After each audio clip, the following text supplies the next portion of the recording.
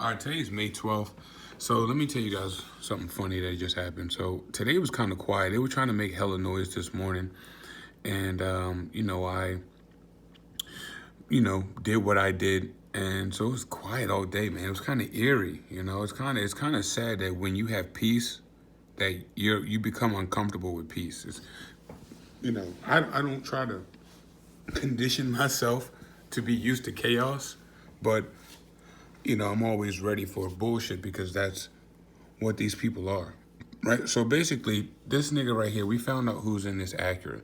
Remember I was recording this Acura and I recorded the guy in the black Honda with the fucked up bumper, Honda Accord, who a couple weeks ago, I came and got some pizza and they tried to have this guy in the black Honda Accord in the front of my house, I guess, as if I was going to come down and get the pizza because of the whole COVID-19 thing.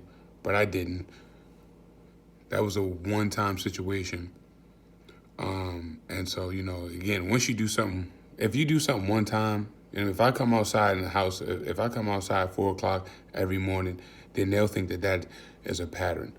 But anyway, so when the black Honda left, because he saw what I had, I guess I peeped outside actually to let him know that I knew who he was. Just acknowledge his stupid ass for jokes. I quickly attached and related him to I now know who he is. He's with the Acura, both of these Acuras, which is the next door neighbor, which is the one I have on my videos, multiple videos of me asking her to shut the fuck up, and her mom and her sister, because they continue to bang, and then when you ask them, they have amnesia. As soon as you ask them about the noise and the trash, they have no recollection. They become T.I. I don't recall. T.I. I don't recall.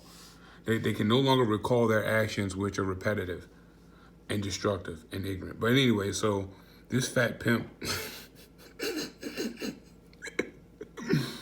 nigga came out here in a red. So all right. So number one, right, before I go into jokes, right, the guy in the that's what you want to call him.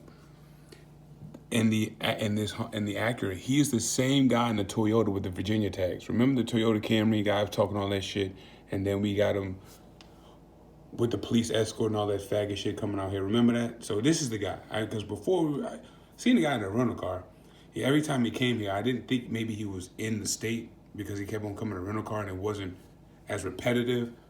So I thought at first it was maybe like a long distance friend that rented a car and came over a certain time because it wasn't frequent. But now we know that he just couldn't afford a car. You know what I mean? So now we see he's driving this old Acura RL.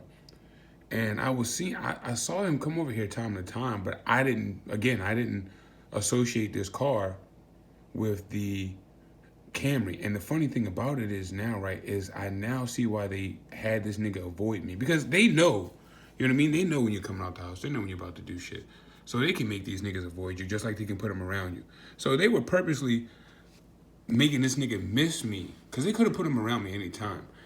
And I never saw who this nigga was. And if I was pressed, I could have waited, but I didn't care, right? I just figured it was maybe a nigga that this bitch next door was dating. And I was happy. I'm like, finally, this bitch got something to do to shut her dumb ass up. No, it's this nigga in the Camry. And I don't think this nigga likes women. Let's just put it like that. So, let's put those two and two together. So it was a quiet day or whatever. And then I'm about to, lay down, right? And as soon as I'm chilling, then this nigga like slams the door. And our houses are connected, right? So it's like row home, townhome, but they're rows. They're row homes. They're connected houses. But I'm about to chill, and then this nigga like slams the door, right? And so when he slams the door, like, I just basically do what I normally do in that situation. And I come outside. Well, I don't come outside. I look to the window. And I'm like, and I recognize this Oompa Loompa nigga shit, no homo. Like, I recognize this nigga. And I'm like, oh, it's you. Chitloaf. It's him. So it's this nigga right here with the Camry. So we know who he is. And I'm surprised the police came, man. Like I'm no longer fighting these dummies, man. I'm telling you guys, right? They think it's a game, right? The police thought that because they never came out here before, that I was just going to stop calling. Because they want you to feel hopeless. They're, oh, it's hopeless, and they're not going to do anything about it. I'm an asshole, bro. So I'm a dickhead. So if you think you're going to deny me from something, I'm going to just show you I'm going to annoy the fuck out you by continue to make you do your job. I'm going to make you do your job. I'm going to make you stop.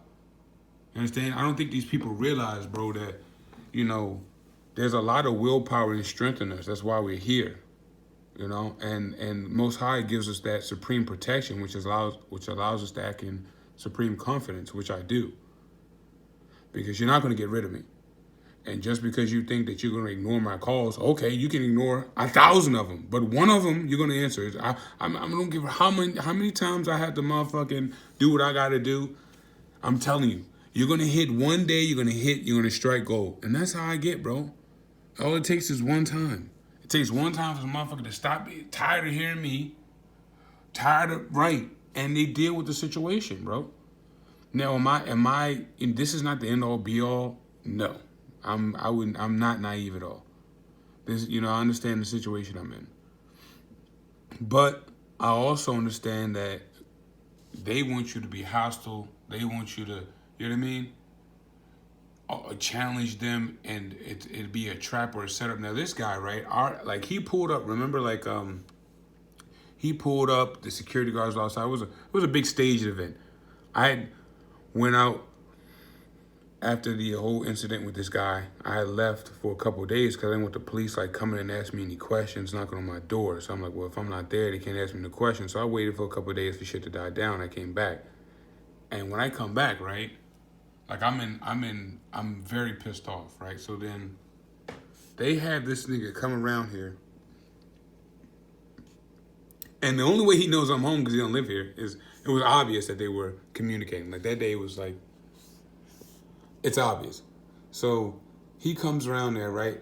And the church probably has maybe 10 people in there, 2 either security guards or unmarked police. And he comes out, he's coming out the car with a hammer, he's swinging at it, he's saying shit. And now, mind you, I have my gun in my passenger seat, and I'm loading it as this nigga's talking this shit, right? And so I'm on my property, I'm laughing at this nigga, I'm waiting to see if he's gonna cross your threshold on my property. Now, he never came. There's a line, you see that line on my property right there? Where you see how the light, how my driveway mixes with the road. He didn't cross that line into my driveway. He was right there into the asphalt, right there into the road. And I was waiting for him. And he didn't do it. And I knew he wasn't going to do it. And so he tried to act like he had a gun in his hand. Now, mind you, it was 8 o'clock, bright. You got a parking lot full of people. And you got some nigga that I never took seriously going to come around and act like he going to shoot me in broad daylight?